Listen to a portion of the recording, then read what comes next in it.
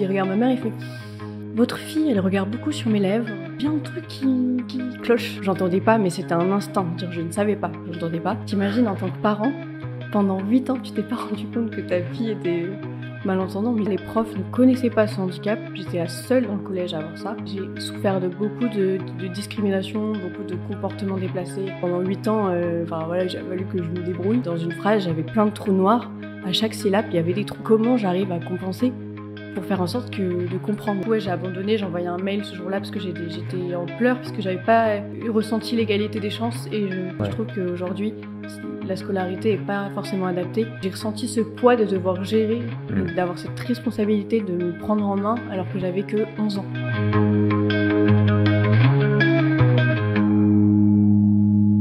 Salut à tous, bienvenue dans ce nouvel épisode Inspire, donc le podcast que j'ai créé en complément de mon activité professionnelle, donc qui est une entreprise adaptée. En fait, on a créé un concept de frigo connecté dans les entreprises, mais avec une grande chose en plus, c'est un service avec des personnes qui sont en situation de handicap.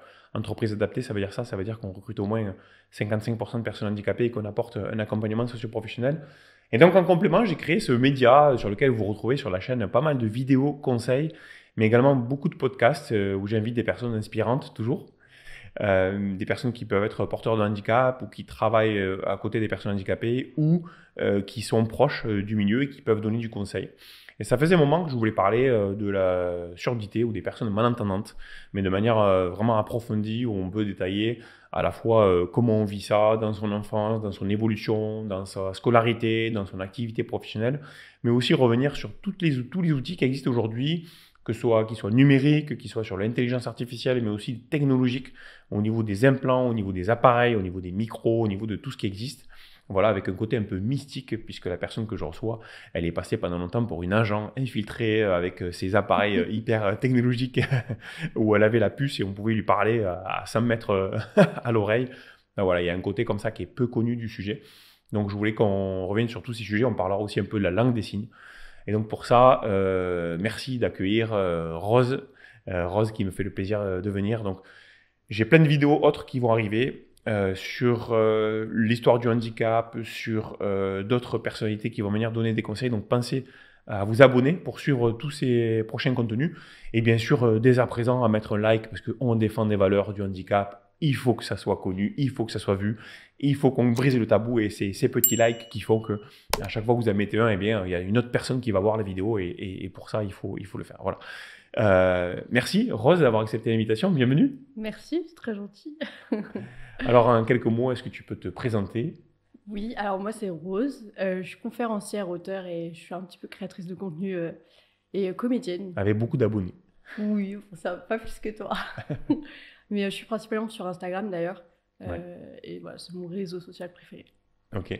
Et tu es aussi comédienne, oui. Pour sensibiliser justement, alors tu veux nous en parler un peu plus. On a fait d'ailleurs une vidéo de sensibilisation ensemble où on avait un rôle chacun. Alors moi je jouais le connard. Bien. Ouais. Et j'avais joué une pièce de théâtre que j'ai mis d'ailleurs, je vous mets le lien là si vous voulez. Je me disais que tu avais déjà fait du théâtre. Oui. Mais en fait, c'était la première pièce que je jouais comme ça, enfin la deuxième, mais la première que j'avais écrite où je jouais justement un manager un peu. Donc je vous mets le lien et effectivement, quelques semaines après, j'avais ce rôle à jouer dans ce film de sensibilisation. Je vous mettrai le lien aussi, ça vaut le détour.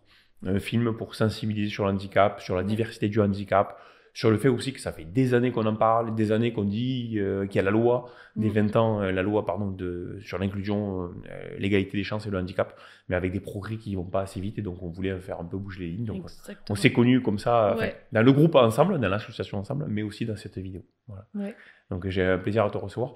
On va vraiment faire un focus justement sur la surdité, on dit ça comme ça ? Toujours ? Ouais. On n'a pas inventé un mot pour... Tu sais d'ailleurs pourquoi on dit surdité ? Parce qu'avant, on dit sourd et malentendant, mais la surdité, ça regroupe toutes les surdités. Et c'est pour ça que souvent, on utilise ce terme qui est vraiment global et qui appelle toute la communauté. Alors, on le voit et on l'entend, tu parles super bien. Oui. Tu n'as pas ce petit retard ou cette différence de langage comme on peut souvent le voir. Tu peux nous expliquer pourquoi ? On va rentrer dans le détail. Voilà. Alors, pendant longtemps, j'ai pensé que c'était normal. Et en fait, pour avoir rencontré des personnes qui avaient le même parcours que moi au niveau de la surdité, je me suis rendu compte que certains avaient un accent plus prononcé que moi. Et je me suis longtemps posé la question de pourquoi, et je me suis rendu compte que quand même, c'était pas normal par rapport au parcours que j'ai eu. J'ai été à Paris très tard, donc à 8 ans. Et surtout, c'était la période où j'étais en train d'apprendre à lire, apprendre à parler, etc. Et en fait, j'ai fait un peu un regroupement, et je me suis rendu compte que le théâtre et le fait que ma mère soit musicienne, je pense que c'est ça qui a fait que ça a développé un peu la parole. Et d'ailleurs, pour expliquer un petit peu pourquoi il y a des... Alors déjà, sourd-muet, ça n'existe pas. C'est Ouais, un je sais, gros moi, cliché. justement, c'était une Ouais. blague exprès. Oui. Et Le moi-même... sourd-muet, alors juste, on fait un focus là-dessus, justement. Euh, dans le langage courant, on dit sourd-muet. Ouais. Ouais, d'accord. Mais tu veux savoir Ouais, pourquoi? vas-y, ça intéresse les personnes. Pourquoi sourd-muet, on ne doit pas dire ça? Alors moi-même, avant, je faisais l'erreur de se dire ça. Et quand je suis devenue sourde, du coup, je me suis complètement intéressée à la communauté sourde et j'ai voulu comprendre. Et en fait, c'est parce que les personnes sourdes qui n'entendent pas de naissance, leur cerveau ne capte pas enfin, il peut pas entendre, et du coup, entendre et parole, c'est vraiment lié au niveau de la connexion. Oui. Et du coup, les personnes sourdes, comme elles n'ont pas l'information de la parole enfin, de l'ouïe qui clignote, bah, elles n'arrivent pas à produire la parole, en fait. C'est hyper lié.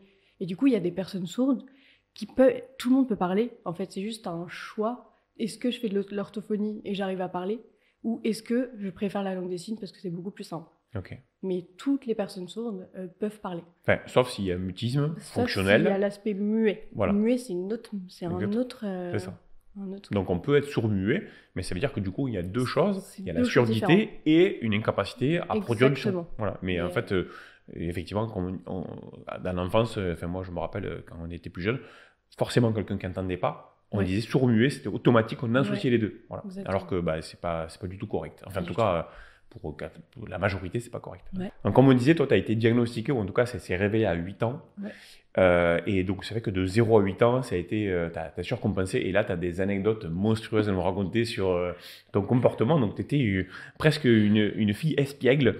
Voilà, parce que tu trichais beaucoup. Vas-y, raconte-nous ça, parce que c'est extra. Cette façon que tu avais justement de feinter beaucoup pour faire croire que tu entendais, mais tu n'avais pas compris. Le mot feinter, c'est vraiment le mot. Ouais, tu as feinté, ouais. Mais d'ailleurs, hier, j'ai regardé un podcast qui parlait d'une femme qui décryptait le visage des personnes et qui arrivait à... Enfin, une comportementaliste, je sais pas comment on appelle ça. Ouais, mentaliste? Comportementaliste? Non, c'est un autre nom. Mais c'est une femme, en gros, qui arrivait à décrypter ce que la personne pensait, comment elle était, par sa façon de bouger, par sa façon de parler. Et c'est exactement ça que j'ai créé quand j'étais petite, parce qu'en fait, j'entendais pas, mais c'était un instinct. Dire, je ne savais pas, je n'entendais pas. Et personne ne l'avait vu. Donc pendant 8 ans, voilà, j'ai fallu que je me débrouille. Et en fait, j'avais déjà moins 50% d'audition. Donc c'est comme si, dans une phrase, j'avais plein de trous noirs. À chaque syllabe, il y avait des trous. Donc c'est mon cerveau qui reconstituait tout. Mais quand tu dis 50% de l'audition, c'est pas que tu entends 2 fois moins fort, c'est que tu avais vraiment des séquences de mots qui s'effaçaient. Exactement. Donc tu entendais un mot sur 2, grosso modo, c'est ça. Ouais, c'est comme si vois, il manque plein de... Ouais. Et en fait, et du coup, je me suis rendu compte que j'avais une difficulté, et là, c'était comment j'arrive à compenser pour faire en sorte de comprendre. Parce que forcément, du coup, je comprenais rien. Il y avait des trucs que je comprenais, mais c'était beaucoup de hasard et beaucoup de chance par mon cerveau qui travaillait. Et du coup, je regardais énormément le visage des gens. Et c'est vraiment grâce à ça, et pas du mensonge, c'est de l'adaptation. Par exemple, quand on me posait des questions, déjà tu vois le sourcil qui fait ça, donc tu te doutes que c'est une question. Donc tu lisais les expressions, quoi. Voilà. Et du coup, par exemple, là, il y a un blanc, donc tu comprends qu'il faut que tu répondes. Du coup, tu vas dire oui ou non, mais la personne, elle va faire non. Et du coup, t'es là, mince, du coup, c'est pas la bonne réponse. Tu dis bon, tu détournes le sujet. Ou alors, quand la personne est trop investie dans quelque chose qu'elle te raconte, là, c'est plus simple. Tu fais comme si tu étais investi dans l'histoire. Mais non, non, c'est pas vrai. Du coup, la personne, elle est tellement à fond que genre, elle se rend même pas compte que t'as pas compris, quoi. Ouais.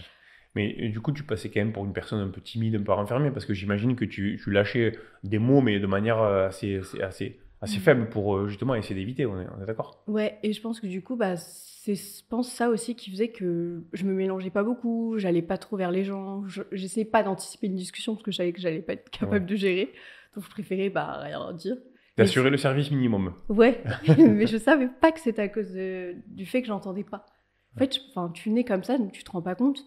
Juste, je sentais que j'étais dans une énorme bulle et que du coup, je sentais vraiment qu'il y avait un truc autour de moi. Donc je pense que c'était ça aussi. les ressentis. Alors là, tu utilisais, ça c'est la version 1 de ta compensation, mais quand vraiment tu étais acculé, que vraiment on insistait lourdement et tout, là tu avais une deuxième astuce, c'est que tu piquais des crises de colère pour échapper à la discussion, c'est ça? Voilà. Ouais. Donc, Mais je sais pas si c'était exprès ou je sais pas. C'est parce que les bruits étaient bizarres ou je sais pas. en fait, je pense que ça te mettait dans une situation de stress, Ouais, clairement, je pense et que peut-être. du coup tu disais pour évacuer ça, tu faisais une crise et c'était pour qu'on te laisse tranquille, quoi. Ouais. Je Et- sais pas, mais en tout cas, j'avais extrêmement peur de l'inconnu. Et je pense que ça, c'est propre aussi à la surdité, c'est cette peur de pas gérer, parce qu'on est tellement en constante adaptation que dès qu'on arrive dans un environnement qu'on connaît pas, c'est pour ça que le stress est énorme à ce moment. Bon, toi, tu as réussi à feinter 8 ans, mais quand même, au bout de 8 ans, il y a un médecin qui un jour qui a compris, hein, qui t'a calculé. Je me suis dit, Hein? il y a vraiment la consultation, elle était trop drôle. Enfin, non, mais sur le moment, en fait, déjà, c'était pas mon pédiatre de base, c'était un remplaçant. Lui, il avait jamais vu. Et le remplaçant, je pense qu'il avait. Non, c'était peut-être un ORL remplaçant.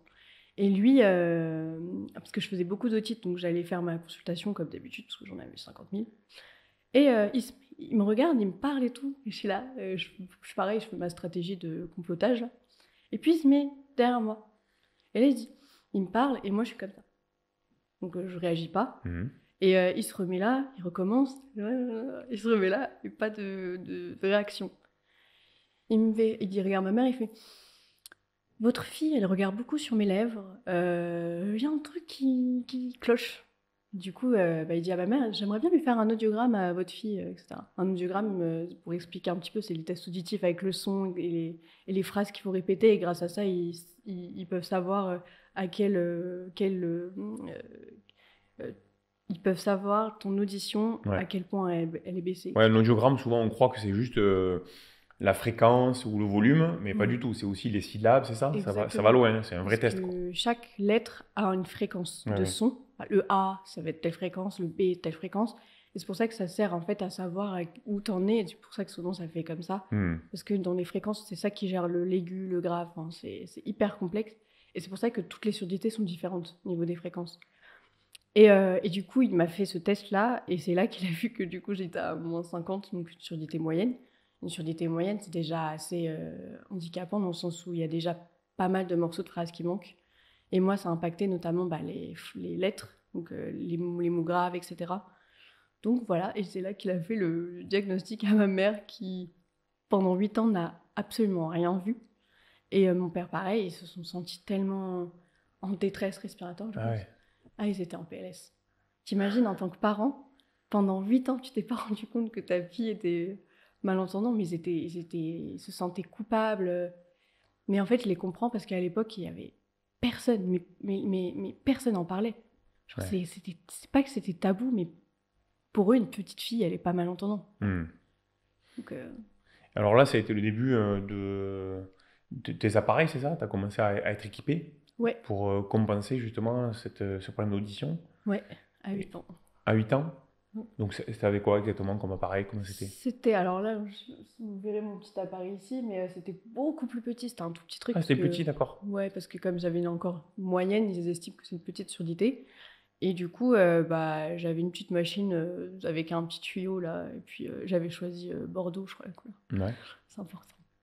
Et ouais, du coup, j'ai eu mon premier réglage donc chez l'audioprothésiste. On était à Cahors, d'ailleurs, on est dans le sud. Et je suis sortie, tu connais? Ouais, non. Je suis sortie du magasin et le gars il commence à me parler en mode tu m'entends, tu fais des tests, tu sais, il crie Ouais. dessus. Et je sors et j'étais comme ça. J'étais en état de choc, genre, je regardais. Mais j'avais l'impression d'être dans un. C'était trop bizarre. On m'a sorti de ma bulle comme ça, j'avais rien demandé, je Ah savais ouais. même pas que j'avais un problème d'audition. Et j'entendais l'eau, je sais pas ce que c'était l'eau. Ah ouais. Ouais, c'était une fréquence que j'avais pas. Les oiseaux, je trouvais ça super stylé. Je trouve je sais ça pas, super stylé d'entendre les Ouais, oiseaux. C'est ouf. Ouais. C'était des sons que tu découvres pour la première fois, t'es vraiment en mode Ouais. très curieux. Et là, t'as un klaxon qui arrive d'un coup, t'es là en mode. Oh. Et là, t'as une sirène de pompiers. Là, enfin, en fait, c'est beaucoup d'informations. Donc, au début, je les enlevais toutes les 2 secondes. Et oui, parce que l'inconvénient, c'est qu'on entend évidemment les sons, mais aussi tous les bruits, du coup. Ouais, Tout ce qui n'est pas agréable, quoi. tout. C'est comme si t'étais dans une télé. En gros, moi, j'ai l'impression d'avoir le micro de ton podcast dans la tête, quoi. D'accord. Et tu disais, ta maman, elle jouait à la musique. Donc ça t'avait aussi développé une sensibilité aux vibrations, au son. T'arrivais à percevoir les choses comme ça aussi? Au début, je pense que je me rendais pas compte de la vibration, mais le fait que ma mère me joue de la musique depuis que je suis dans ton ventre, je pense que j'ai développé une certaine sensibilité et même si mon oreille entendait pas, je ressentais la musique. Mhm. Est-ce que c'est par les vibrations? Je sais pas. Parce qu'une guitare, par exemple, elle joue de la guitare, donc c'est pas une vibration qui est extrêmement forte comme la batterie, etc. Mais je ressentais l'énergie musicale, c'est trop bizarre. Mais ça, des fois, il y en a qui, quand les parents sont musiciens, déjà dans le ventre, ils entendent, tu sais, ils sont sensibles à ça, aux vibrations et autres. Je, Ils développent une affinité sûrement, avec ça. sûrement. Ouais. Ça m'étonnerait pas. Et après, donc, la partie scolaire, ça se passe comment? Parce que là, moi, quand tu m'as raconté ça, j'hallucine. De 0 à 8 ans, on pense tout de suite à apprendre à lire, à apprendre à écrire. Comment ça se passe, quoi? Comment tu arrives à gérer ça?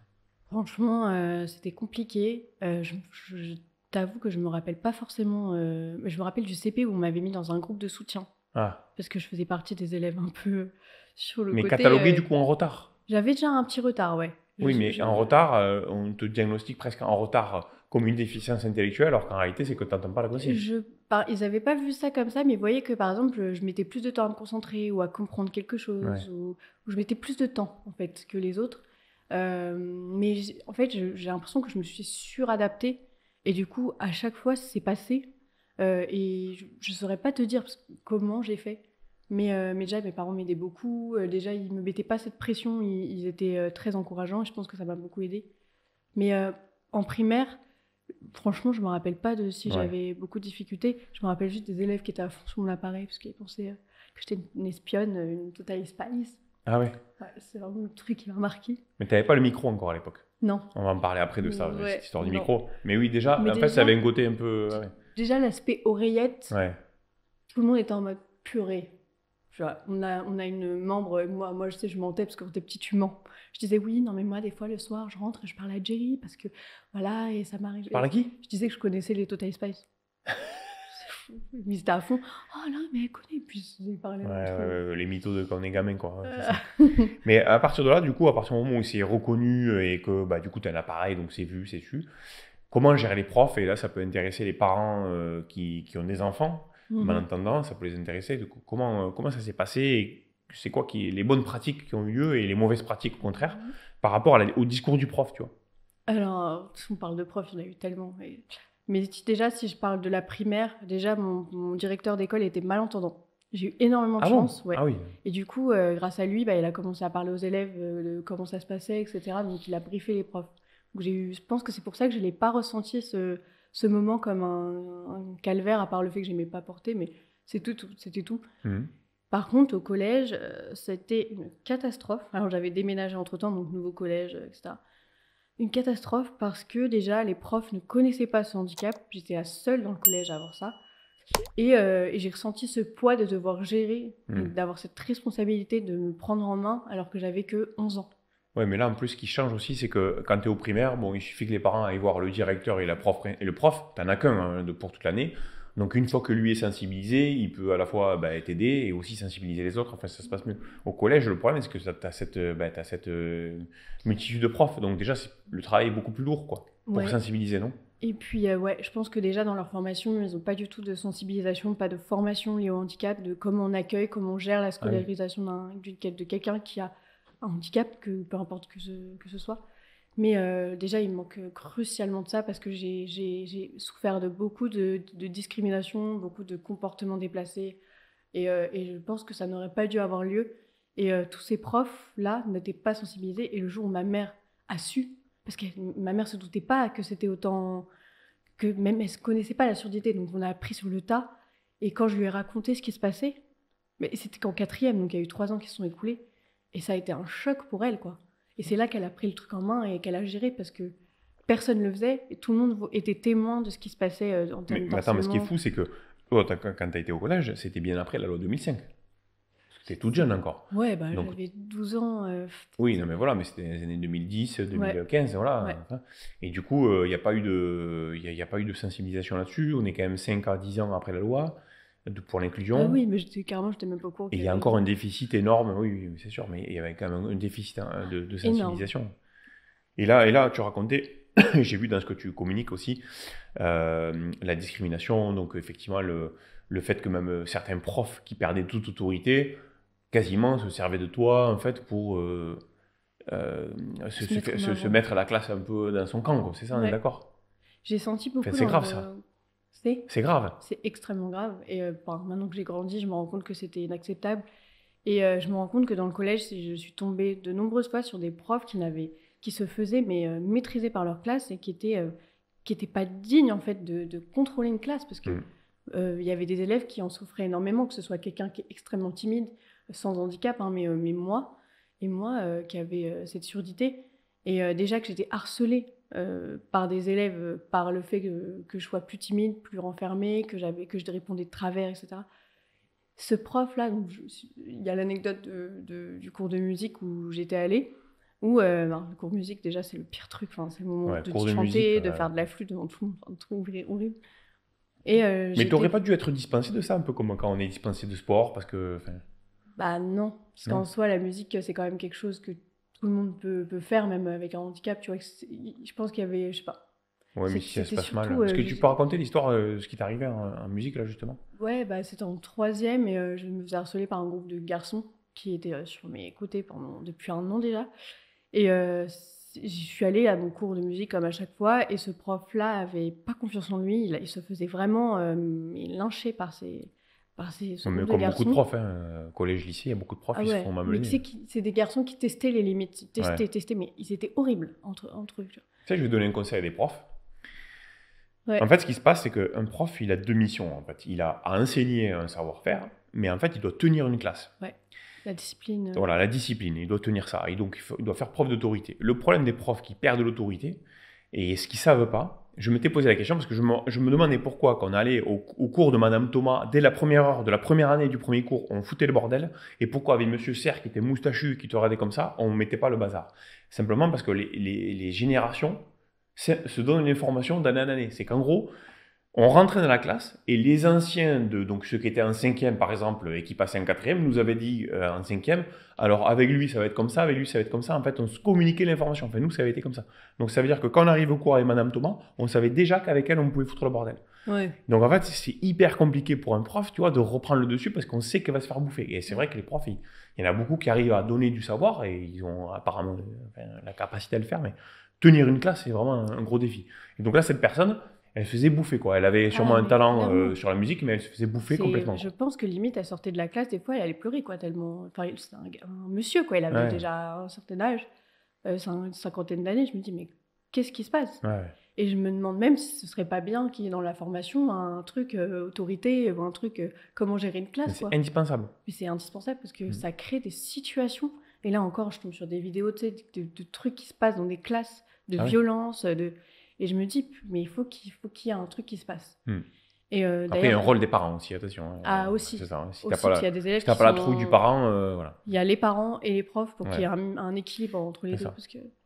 Et du coup, ce qui s'est passé, donc j'arrive à mon cours de musique, j'étais déjà harcelée depuis le matin, donc là j'arrivais à un moment où je savais que là ça allait être ma fête parce que il disait rien, il laissait faire. Et donc moi j'étais là et puis ils étaient tous autour de moi, tu sais, je suis encerclée, donc là. Et du coup il se dit Rose, lève-toi. J'étais là, pourquoi moi, tu vois, Ouais. il y a 30 élèves, pourquoi moi? Il savait que j'étais introvertie, il voyait ce qui se passait. Et il me dit de me lever, puis il me fait répéter un truc qu'il savait que j'allais pas entendre, parce que j'entends pas. Donc je fais répéter, etc. Et là, des moqueries. Et puis je prends, tu sais, je suis introvertie, donc je prends de panique, etc. Je commence à vraiment être mal. Du coup, encore, les gens ils se moquent encore plus, et puis continue. Et chante un truc, ou fais ci, fais ça, pendant 30 minutes comme ça. Et tu te dis, mais qui fait ça, quoi? Tu Ouais. te dis, est-ce que tu ferais ça à ta fille, à ton Toi, tu enfant? penses qu'il s'est amusé de toi pour justement Pour se mettre en voilà. avant et pour... Parce que du coup, il a eu la paix pendant un petit moment des autres, quoi, c'est ça? ouais, et je sentais qu'il, tu sais, lui aussi rigolait, tu vois, de la scène. Et il y avait un truc, il aspirait ce qui se passait en face de lui, de moquerie, pour, tu vois, rigoler, se mettre en avant. Et j'ai trouvé ça tellement pathétique de la part d'un adulte d'un professeur, quoi. C'est pas ça que... Et du coup, j'ai fini, j'ai terminé la 3e, les 4 ans horribles. Ouais. Là, vraiment, le collège, pour toi, ça a été une épreuve. Autant tu avais réussi à construire un peu de confiance au primaire, autant là, ça t'a détruit. Ah quoi, ouais, parce que... Et les gens, souvent, me demandaient, c'est quoi le rapport avec la surdité et le harcèlement? Ouais. Parce que c'est un handicap qui se voit pas, t'as des appareils dont t'es censé entendre. Et déjà, entendre, c'est pas comprendre, parce que c'est 2 choses totalement différentes. On entend plus, mais on comprend pas plus, parce que c'est autre chose. Il y a la lecture labiale, il y a le cerveau qui a appris d'une autre manière. Enfin, c'est pas du tout... Moi, on me met un masque, c'est finito pipo, j'ai plus rien, quoi. Si moi je mets un masque, ouais, c'est terminé. Je parle comme ça, déjà, t'as beaucoup plus... Déjà, j'ai plus d'infos. Ah ouais.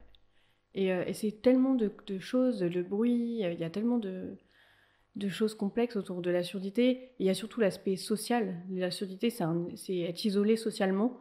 Il y a des gens qui arrivent très bien à gérer ça, qui ne sont pas du tout isolés, et d'autres qui le vivent très mal, comme moi, je l'ai vécu. Parce que tu n'arrives pas à te faire d'amis.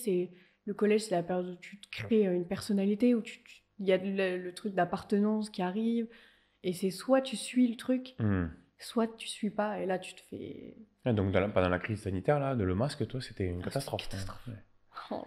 Et après ça, tu vas au lycée où là, ça va mieux à nouveau. Là. Il y a une autre génération. Enfin...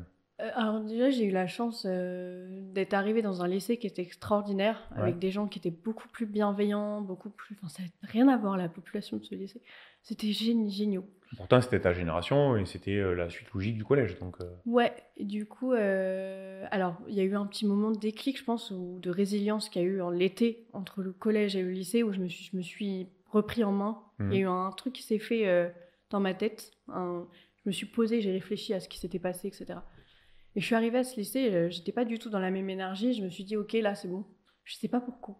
Comment ça s'est fait, mais j'ai senti que j'étais dans la résilience. Je me suis dit, là, je vais plus me laisser marcher dessus. Je suis rose, j'avais fait The Tenue, j'étais confiante, tu vois. J'arrivais à la rentrée comme si j'étais là.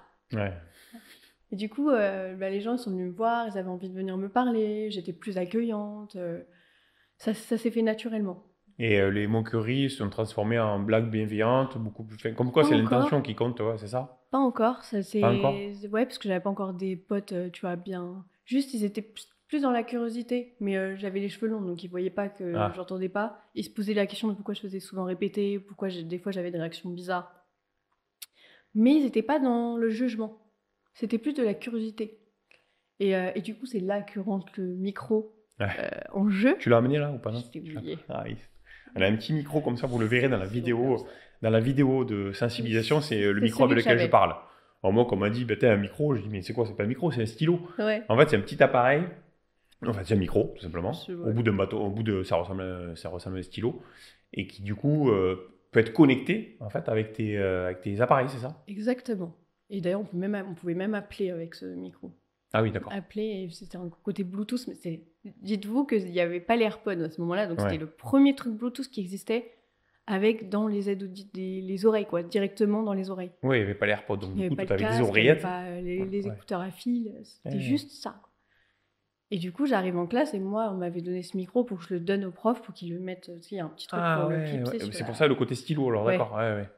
Et sauf que moi, je voulais pas, parce que je voulais pas que les gens captent. Enfin, je voulais pas qu'il y ait l'attention sur moi, sur pourquoi il a un truc là. Ah, je savais pas ça. D'accord, donc le micro, tu le donnes au prof, comme ça, quand il fait son cours, toi, c'était connecté à tes oreillettes et du coup, tu avais le meilleur son. Mais je pouvais être au fond de la classe, parce que j'en avais marre qu'on me mette tout le temps devant, j'en avais marre. Oui, parce que si tu étais au milieu ou à la fin, tu entendais la parole du prof, l'appareil n'arrivait pas à capter, donc là, tu avais la source à la base, d'accord. Voilà.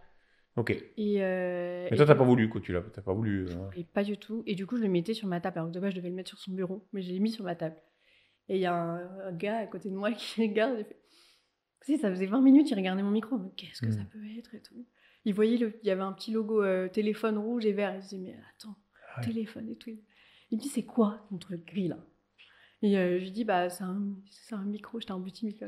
C'est un micro, en fait, c'est relié parce que j'ai des appareils auditifs pour entendre un peu mieux, etc. Il fait Bluetooth, micro. Il m'arrache le micro, il commence à dire, tu m'entends, il fait des tests et tout. Du coup, il passe et tout. Est-ce que là, tu l'entends quand il parle et tout? Et du coup, après, il a commencé à rapper, à chanter, ça se faisait passer le micro, nanana. Moi, j'étais là, ouais. C'est la première fois que je pouvais un peu me lâcher et dire. et rigoler avec eux, tu vois. Parce qu'ils étaient très sympathiques, en fait. C'était pas du tout bizarre. Et mais du coup, j'ai même pas eu le temps de respirer qu'à la récré, ils couraient avec le micro. Est-ce que là, tu m'entends? Ouais, Ils étaient à excellent. 100 mètres, tu sais. Ils captaient de archi loin. Et du coup, après, l'information, elle a fait le tour du lycée et j'étais connue comme la fille. On venait me voir, est-ce que c'est toi qui as le micro et tout. Et tout le monde voulait Ah, le putain, tester. c'est devenu hyper stylé en fait le Ouais, truc. ils se Hein. disaient, purée, il y a Robocop dans notre lycée, quoi. Il y a une espionne. Il y a le côté espionne qui revenait, Ouais, mystique, ouais. que j'avais perdu, ce truc un peu super pouvoir et tout. Et du coup, j'étais connue comme la fille stylée et non plus, on me mettait plus cette étiquette de la fille timide, la fille sourde, la fille malentendante à l'époque. Mais ouais, je pouvais enfin souffler. Et là, on me posait des questions un peu pertinentes. Qu'est-ce que t'as? Mais c'était très avec de la bienveillance. Hmm. Et c'est la Et de la première fois que je découverte pouvais aussi, parler. de l'apprentissage en fait pour comprendre. Ouais. Et j'ai appris à, du coup, sensibiliser à ce moment-là. D'accord. À des jeunes de mon âge qui juste posaient la question de ce que c'était et ce que je pouvais vivre, en fait. Bah, canon. Après la fac, Ah! En fait, moi, je crois, ma vie, c'est... ouais, c'est les courbes de gauche qui se suivent, quoi, c'est ça. Alors, Donc le là, à lycée... nouveau. Alors, la confiance au lycée, elle a fait ça. Ouais. Et mon travail, c'était ça. Ah oui, d'accord. En fait, il y a eu la partie tête et la partie travail qui suivait pas parce que du coup, c'était pire en pire. Ouais, puis du coup, t'avais une bonne vibe, il fallait surfer dessus, quoi. Donc il valait mieux être la meuf Ouais. stylée Ouais. et passer une bonne vie. Je voyais que j'allais bien morfler, Ouais, mais je le réalisais pas trop parce ouais, qu'il y avait une autre partie qui était cool à côté, tu vois. ouais. Et puis la prise de notes est arrivée. La prise de notes qui arrive vers la terminale. Hein. Et je me suis dit, mince. Attends, précise la prise de notes, ce que ça veut dire. Quand on est plus jeune, le prof écrit au tableau tout ce qu'il faut mettre dans le cahier. Ouais, Et là, la prise de notes, c'est genre, le prof dicte ouais. le cours, et c'est soit tu prends en note, soit t'as pas de cours et tu te débrouilles avec. Oui, c'est le changement d'apprentissage. On t'apprend un peu la discipline de te prendre en main. Et là, je me dis, purée, je savais pas j'allais vivre ça. Du coup, j'entendais pas les dates de contrôle, j'arrivais pas à prendre des notes, donc j'avais rien sur ma feuille. Et donc, alors j'ai des profs qui ont été super, qui m'ont donné leurs cours, mais d'autres qui m'ont pas donné. Donc voilà, mais du coup, mon prof principal, qui m'aidait beaucoup et qui me suivait, il me dit, tu veux faire quoi l'année prochaine? Parce que du coup, on commençait à faire Parcoursup et tout. Et je lui dis, j'aimerais bien aller à la fac. Et là, il fait, oh, mais Rose, tu n'arrives pas à prendre des notes, qu'est-ce que tu vas aller faire à la fac? Et c'était tellement vrai. Et j'étais là, ça m'a mis en rage. Mais j'étais là, mais quoi? Moi, tu penses que je vais pas aller à la fac? Ok. Du coup, dans toute ma liste, je mettais fac. Mais à la fac, il n'y avait pas des compensations avec des preneurs de notes? Parce que moi, j'avais un copain comme ça qui avait un handicap aussi, il y avait un preneur de notes pour lui. Du coup, alors, je suis arrivée à la fac, donc j'ai été prise à Panthéon, à sa grosse fac. Mais pour faire quoi comme étude? Économie-gestion. Ok. Alors, j'ai fait ça parce que je ne savais pas ce que je voulais faire. Ouais. C'était pas genre, elle savait, non, pas du tout. J'ai suivi c'était le truc global. D'ailleurs, je savais pas que c'était des maths, enfin, que c'était de la horrible. Et du coup, j'arrive, et alors pendant 6 mois, le néant, donc je savais pas qu'il y avait des preneurs de notes, j'étais livrée à moi-même, je savais pas qu'il y avait un relais handicap, je savais rien. Jusqu'au jour où là, j'étais en train de faire. Donc ma mère, elle s'est dit, tiens, il y aurait peut-être un truc à avoir, un tiers-temps, comment il faut faire pour que tu puisses continuer à l'avoir. Et là, on se rend compte qu'il y a un relais handicap, et donc le relais me dit que je peux avoir un preneur de notes. Parce que du coup, j'allais dans des amphis 600. Ouais, d'accord, c'est impossible. C'est mais énorme, il y avait toujours la c'était suite du micro, là. salé. T'aurais pu avoir le micro, là aussi. Ah, même pas. Ouais. En fait, oui, mais il y a tellement une distance entre le monsieur qui parle et la première estrade et puis ça résonne tellement, c'est une catastrophe. Et j'ai pu avoir un preneur de notes, mais alors, je ne veux même pas parler de cette solution parce qu'il y avait un seul volontaire sur les 3000 élèves qui s'est présenté, et je suis la seule qui a pu l'avoir. Donc, ça existe, mais il n'y en a que un qui a postulé. D'accord, attends, juste pour que les gens comprennent, un preneur de notes, c'est un autre étudiant? C'est un autre étudiant qui doit être dans la même licence que moi, dans le même TD, dans les mêmes... Enfin, il y a beaucoup de critères, et qui doit être bon. D'accord, et qui du coup s'autoproclame bénévole pour faire la prise de notes. Alors, ils sont censés les payer, Ah. Mais j'étais un peu en colère parce qu'ils se sont vantés de la somme qu'ils leur donnaient en disant on va pas leur dire que c'est ce prix-là parce que sinon ils vont pas vouloir. C'était genre 8 € pour 4 heures. Qui disait qu'on voulait pas leur dire? Le relais handicap. Ah oui, d'accord. Parce qu'il y avait déjà personne qui voulait venir, hein, parce Ouais. que le salaire n'était pas du tout attrayant, enfin 8 € pour 4 heures. Oui, mais en Alors que même ça lui temps, demandait un oui, travail. mais en même temps, le gars, il le faisait pour lui, non? Ouais, mais du coup, il faisait en sorte de me donner, il avait des deadlines pour me donner les cours, il faisait tout au propre, il me faisait des vrais dossiers. Ouais. Tu vois, il y avait tout un truc. Il faisait énormément de travail, en fait, derrière le Oui, boulot. d'accord, mais ouais, peut-être je Il me rends allait pas à compte. Mais... il allait même à des cours où lui, il n'avait pas. Il y avait des options pour moi. ouais, d'accord. Et moi, Oui, je là, pouvais pour le même coup, plus c'est aller un en vrai cours. travail. Mais moi, j'ai toujours connu que quand tu étais absent, tu appelais un copain ou une copine, surtout, qui écrivait super bien et tu Moi, lui j'avais demandais pas les de cours. potes. Hein? J'avais pas de Ah, mais potes. c'est vrai, d'accord. Donc, c'était daron. Bon, ouais, la fac, enfin, c'est très. Tout le monde, les livres, c'est la concurrence. Ah oui.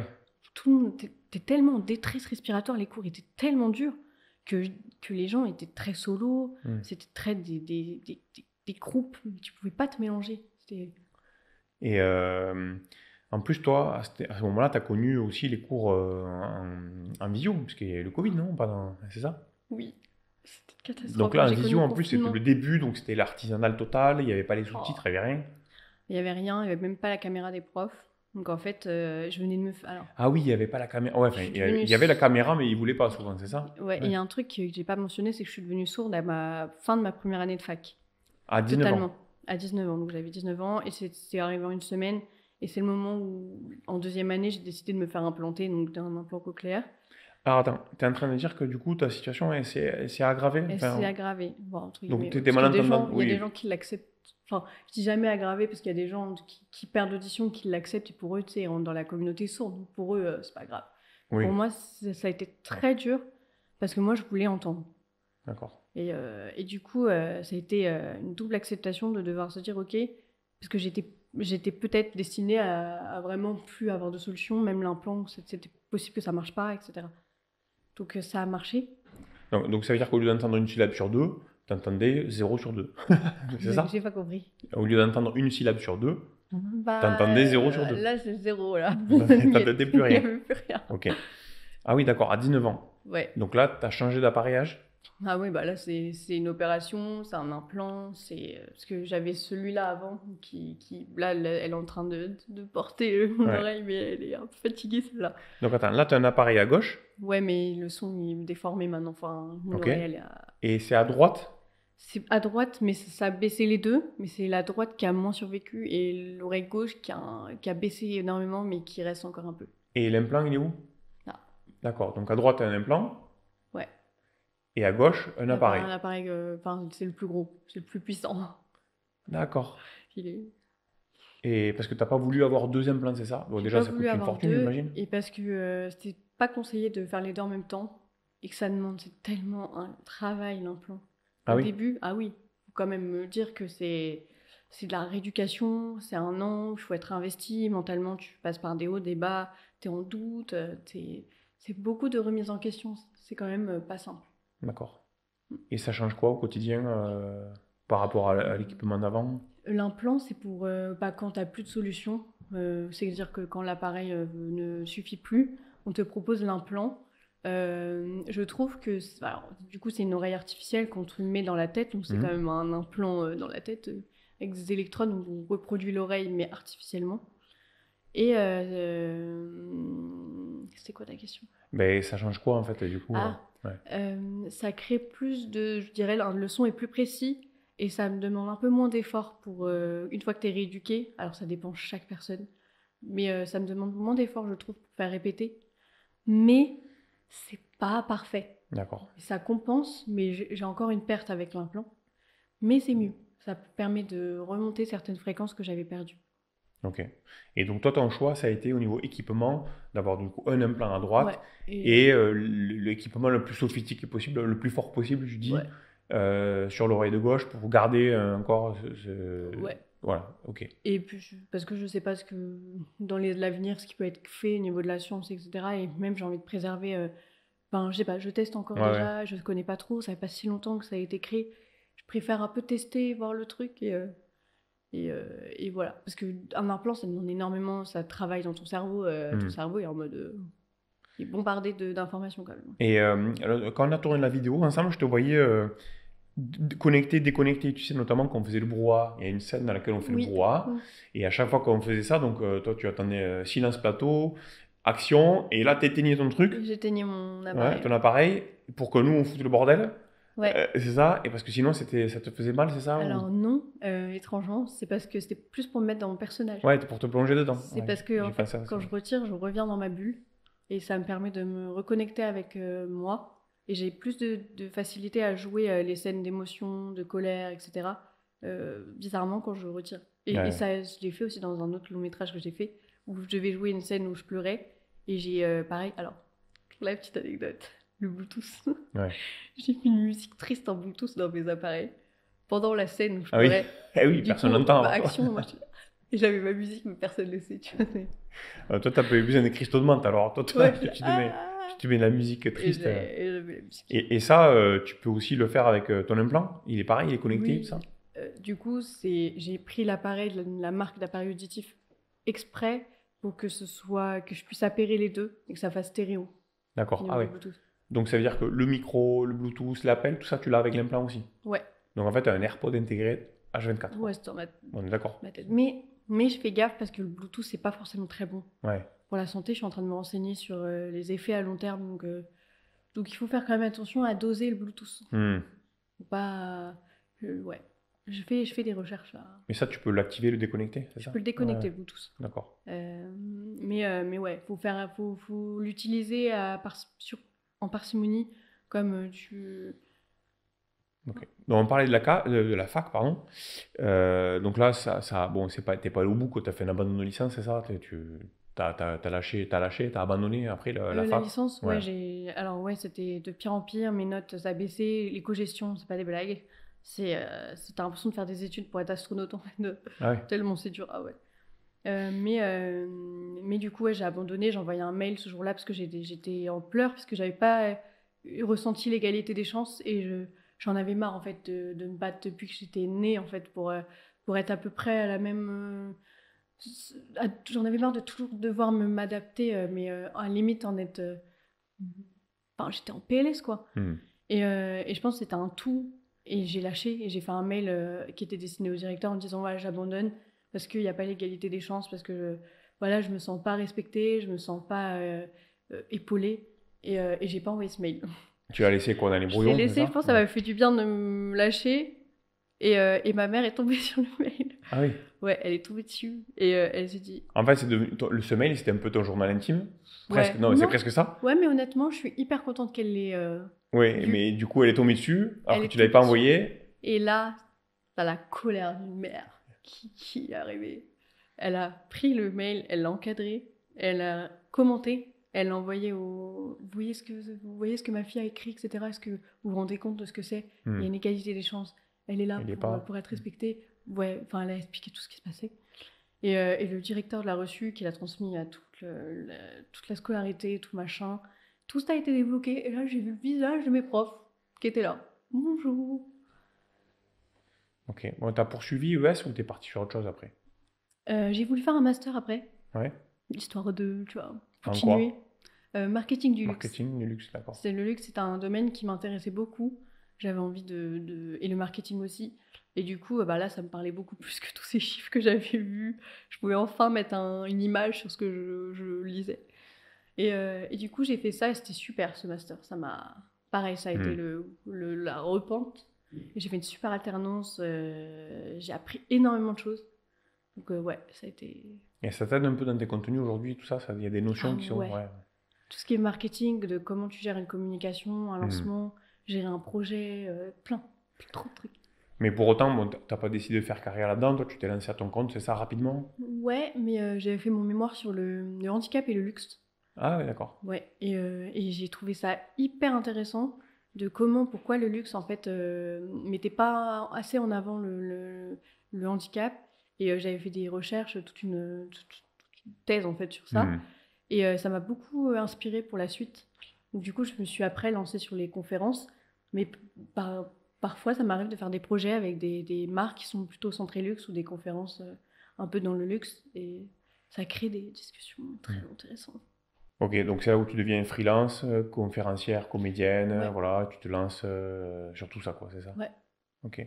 Et aujourd'hui, toi, tu conseillerais quoi pour une personne qui veut vraiment être adapté, qui veut compenser au maximum. C'est quoi pour toi un peu le secret de toute cette expérience que tu nous partages? C'est quoi un peu la conclusion, le truc que tu partagerais à, par exemple, une maman qui nous regarde, encore une fois, ou un papa?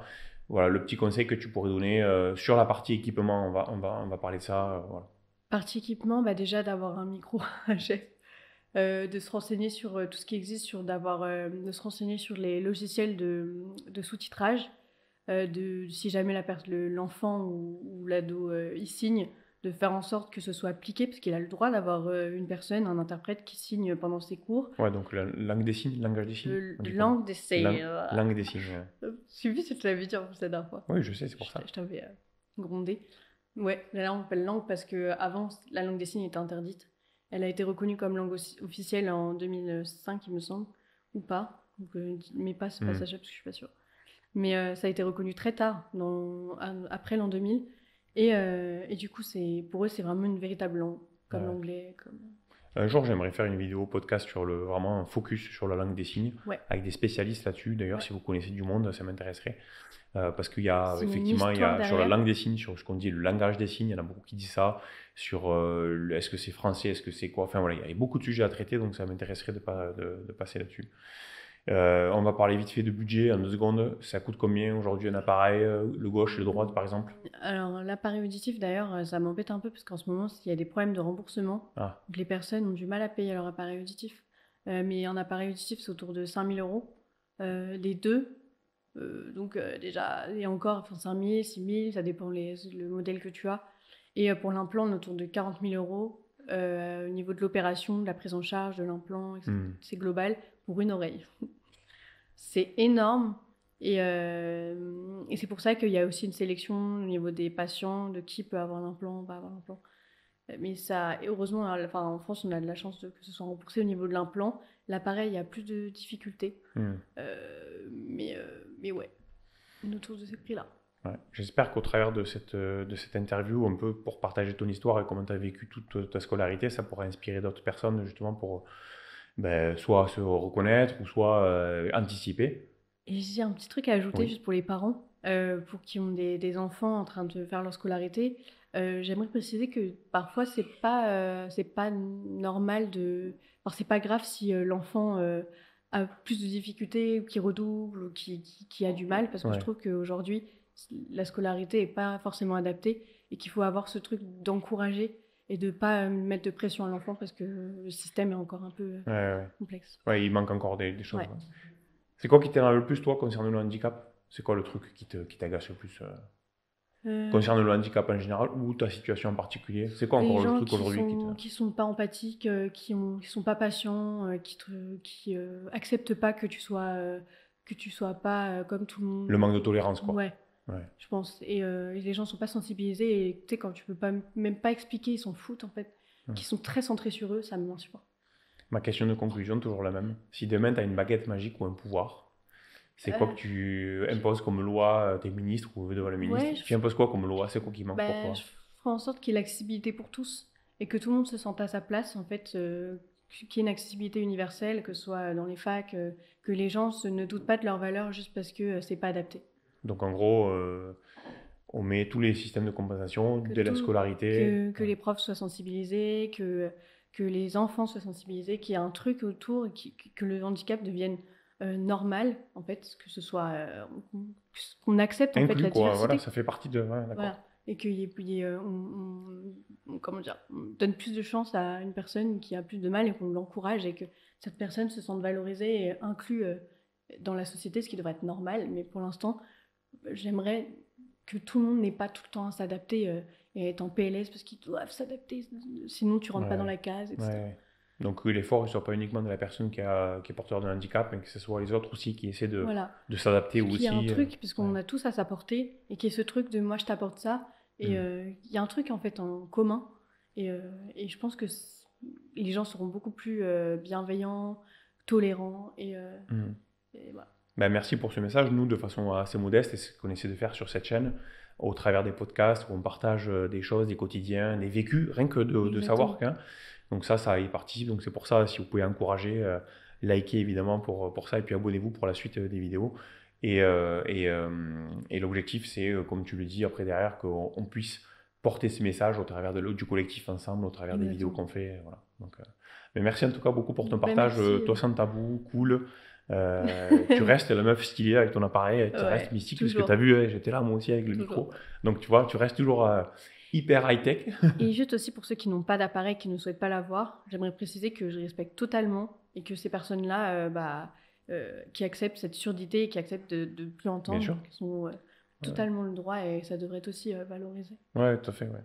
Mais on en connaît en commun. On en connaît en commun qui n'ont pas d'équipement. J'en connais plein, oui, qui veulent pas se faire appareiller. Que toi, tu Virginie, connais par exemple, qu'on connaît en commun. Ouais, je pense. Enfin, d'autres.